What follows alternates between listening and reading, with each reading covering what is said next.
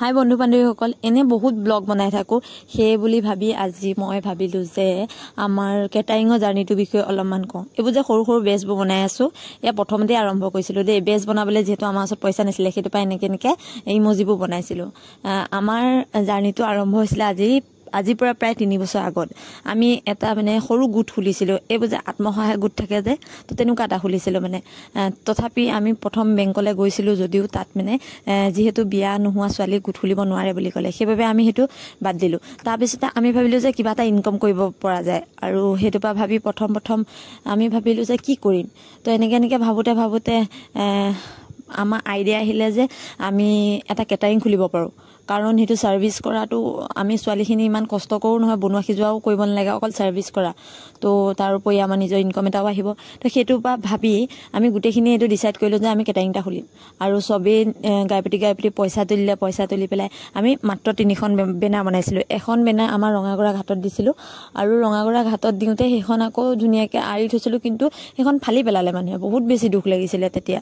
আৰু এখন দিছিলোঁ আমাৰ বনগাঁৱত, আৰু সেইখনতো এতিয়া বৰ্তমান আছেনে নাই হ'ব পাৰে, আমি দেখা নাইকিয়া কিন্তু আজিলৈকে। আৰু এখন আমি ইয়াতে আঁৰি থওঁ, আমি য'ত যাওঁ লগতে লৈ যাওঁ। আৰু তেনেকৈতো বহুত দিন হ'ল ন। তাৰপিছতে আমি ইমান কেটাৰিং পোৱাও নাছিলোঁ, আৰু বহুত দিন বনাই হৈ গ'লে, হয়তো 6-7 মাহ পাৰ হৈ গ'লে। তাৰপাছতে এদিন আমাৰ গাঁৱতে আমাৰ ককা এজন ঢুকাইছিলে। তাৰপিছতে আমাৰ নিজৰ ককা দেই। তাৰপিছতে তাত আমাৰ খুৰাই ক'লে যে তহঁতি কেটাৰিংটো খুলিছ যেতিয়া প্ৰথম কেটাৰিং আমাৰ ইয়াতে কৰ। আৰু আমি ভাবিলোঁ হ'ব তেনেহ'লে আমি ইয়াতে কৰোঁ। তো ছোৱালীখিনি গোটেইখিনি ডিছকাছ কৰি মেলি আমি তাতে কেটাৰিংটো কৰিলোঁ। আৰু তাৰ আমি বেছি পইচা লোৱা নাছিলোঁ। আমাৰ খুৰাই ক'লে বোলে তহঁতি বোলে এইটো বোলে মৰমতে দিছোঁ তহঁতক। আমিও ভাবিছোঁ ইয়াত যে পে'মেণ্ট নলওঁ, আমি সকামত অকণমান সহায় কৰি দিছোঁ বুলি 500 টকা মাত্ৰ বৰঙণি লৈছিলোঁ। তথাপিও আমি ছোৱালীখিনি বহুত বেছি সুখী আছিলোঁ, কাৰণ সেইটো আমাৰ প্ৰথম কেটাৰিং, আৰু সেয়া আমাৰ প্ৰথম পে'মেণ্ট আছিলে। তো আমি বহুত ধুনীয়াকৈ চানা মৰ্টন আনি খাইছিলোঁ, বহুত বেছি ফূৰ্তি কৰিছিলোঁ, কাৰণ সেইটো আমাৰ প্ৰথম পে'মেণ্ট আছিলে ন, প্ৰথম কেটাৰিং। আমি কামটো আৰম্ভ কৰা কিবা এটাতো সফলতা হৈছে। তো লাহে লাহে এনেকৈ কি হ'ল, বহুত দিন গুচি গ'লে, তথাপি আমি কেটাৰিং নাই পোৱা। তো ছোৱালীখিনিয়ে ভাবিলোঁ যে আমি ছ'চিয়েল মিডিয়াটো কিয় আছে, আমি এইটো ইউজ কৰিব পাৰোঁ। তো সেইটোৰ পৰা ফেচবুক, ইনষ্টাগ্ৰাম, হোৱাটছআপ, আমি এইবিলাক চবতে পেজটো আমি শ্বেয়াৰ কৰিবলৈ ল'লোঁ। তো আমাৰ বেনাৰখন শ্বেয়াৰ কৰিবলৈ ল'লোঁ। তেনেকৈ আমি ওচৰৰ গাঁওবিলাকৰ কণ্টেক্টবোৰ পালোঁ। তো এনেকৈ লাহে লাহে কণ্টেক্টবোৰ পাবলৈ আৰম্ভ কৰিলোঁ। আৰু এতিয়া বৰ বিয়াও কৰোঁ। এইখন বৰ্তমানটোতো তুলনি বিয়া আছিলে, কিন্তু এনেকৈ বৰ বিয়াও কৰোঁ। এনেকৈ এতিয়া বহুতখিনি আমি পপুলাৰিটি পাইছোঁ।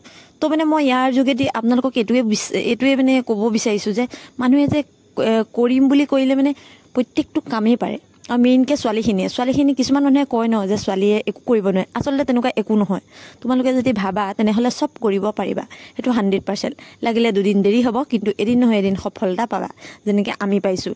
আৰু এতিয়া আমি ভাল পে'মেণ্ট পাওঁ। আৰু তাৰোপৰি ছোৱালীখিনি পূৰা ফূৰ্তি ফাৰ্তাৰে কাম বন কৰে। প্ৰায়খিনি মানুহে কয় যে তোমালোকৰ ছাৰ্ভিচ বহুত ভাল।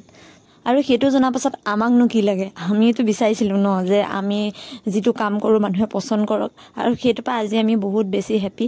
আৰু আমাৰ জাৰ্ণিটো এনেকুৱাই আছিলে। সকলোৱে কেনেকুৱা পালে কমেণ্টত জনাব, আৰু ভাল লাগিলে লাইক কৰিব। আৰু এই ভিডিঅ'টো চাই হয়তো বহুত ছোৱালীয়ে ইনস্পায়াৰ হ'ব যে কেটাৰিং নহ'লেও আৰু বেলেগ কিছুমান কামো আছে যোনবোৰ কৰোঁ বুলিলে কৰিব পাৰে। তো তোমালোকে আৰম্ভ কৰি দিব পাৰা এতিয়াৰ পৰাই, কাৰণ এতিয়া আৰম্ভ কৰিলে পিছত সফলতাটো পাবা, হয়নে নহয়? তো কেনেকুৱা পালা সকলোৱে লাইক কমেণ্ট কৰিবা, আৰু যিমান পাৰা ভিডিঅ'টো শ্বেয়াৰ কৰিবা। তো আজিলৈ মই ইয়াতে সামৰিছোঁ। আমাৰ জাৰ্ণিটো এনেকুৱাই আছিলে, আৰু এতিয়া আমি বহুত বেছি আৰু সুখী হয়।